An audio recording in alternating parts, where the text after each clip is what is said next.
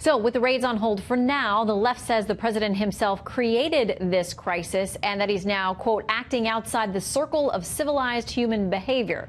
Joining me now to discuss, former acting director of ICE, now a Fox News contributor, Tom Homan, and the president of the National Border Patrol Council, Brandon Judd. Welcome to you both, gentlemen. Thank you. How you doing? Okay, so a little bit more from the Washington Examiner about these leaks. They quote two different officials, as Alicia told us in part. They said the president wouldn't leak that. ICE wouldn't leak that. There's only a few people involved in these discussions. The only one who could have shared the details of those operations were Kevin. I mean, Brandon, do you buy that explanation? I mean, he's handpicked by the president. Well, I think it goes a little bit more deeper than that. You have to look at all of the evidence. That's a piece of the evidence. But if you connect the dots and you consider that he was on a plane with the person that reported about this, and the fact that they did not come out and condemn this article immediately and say, how dare a news agency release detailed operations that allows people to understand what's going on. And frankly, what that does is it puts ICE officers in danger. It also puts the general public in danger because it allows people to just start getting mad, and it allows them to know when they're going to come in. And so they didn't come out and condemn this. Kevin McAleenan hasn't come out and said that it wasn't him. And so you look at all of this evidence, you have to say there's something there. Okay, I want to refer to something written by the New York Times editorial board. They say, their headline, there's no excuse for mistreating children at the border. Here's what to do about it. They go on to tell the readers how to call Congress, demand that the raids stop. If you see them, record them and report them. But here's the quote. There is a crisis, not of undocumented immigrants or thousands seeking refuge, as the president would have it, but a crisis of American values, a crisis of America's premier tradition as a welcoming and humane haven. Tom? Well, how about the rule of law? No one's talking about the rule of law.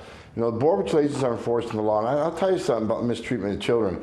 I've seen Border Patrol agents share their lunches with people they arrest. They bring toys from their own home so these children play with. And people want to talk about the mistreatment. Look, Border Patrol facilities weren't built to handle, you know, women and children, and especially when it's built for 100 and they got 500 there.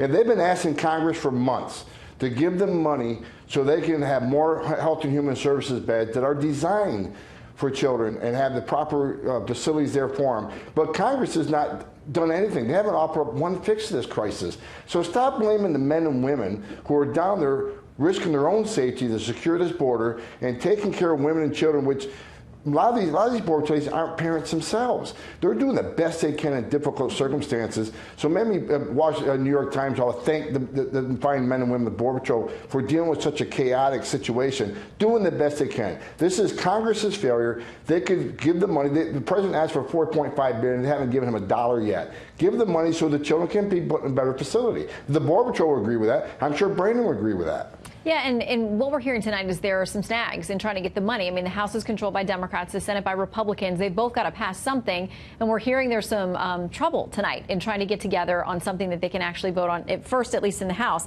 In the meantime, here's what Congressman Adam Schiff, a Democrat, has to say about the administration's use of this crisis. Frankly, the cruelty is part of their policy. It's part of what they think will deter migrants from coming here. It's part of what they think will motivate the Congress to build a wall. And to use these children that way is, I just think, immoral.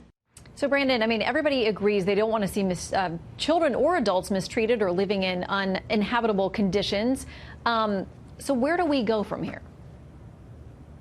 Well, what Congressman Schiff is not telling the public is he's not being completely honest. If he was honest, he would be telling them that this operation was going after those individuals who have already been deported. They've already exhausted all of their due process. They've exhausted all of their appeals rights. These people have been ordered deported by judges. They're still in the United States against the law. And so we were just going to get those individuals that already had their time in court. They've had their say. We're not looking at separating families. We're not looking at separating children. We're looking at doing this in the most humane possible way, and we're looking at doing it in a way that we can keep the families together.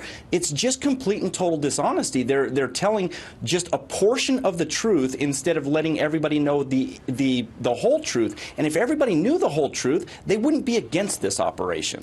Well, House and Senate, Democrats and Republicans, they say they want to provide the money for the humanitarian side of the crisis, as you've talked about. They just can't agree on the rest of it. So we'll see what they get done before they go out for a 4th of July recess for several weeks. Tom and Brandon, thank you both. Thank you. Thank you.